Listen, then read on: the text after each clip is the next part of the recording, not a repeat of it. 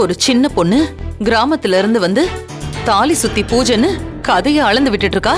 நாங்கெல்லாம் இது சரி வராதுன்னு சொல்லி எப்படியாவது தடுத்துடலான்னு சண்டை போட்டுட்டு இருக்கோம். ஆனா நீங்க என்னடானா பெருசா கல்யாணம் நடக்கட்டும்னு பெர்மிஷன் கொடுத்துட்டு வந்திருக்கீங்க. எனக்கு இது கொஞ்சம் கூட பிடிக்கலங்க. ஆமாண்ணே, நடக்க போற இந்த கல்யாணத்துல எனக்கும் துளி கூட இஷ்டம் இல்லண்ணே.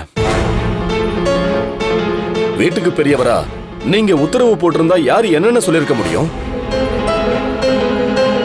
நீங்க பாரு ஜனா, கௌரி மட்டும் சொல்லியிருந்தா ஒரு அதட்டி இதெல்லாம் வேண்டாம், எல்லாத்தையும் எடுத்துட்டு போ அப்படின்னு சொல்லியிருந்திருப்ப.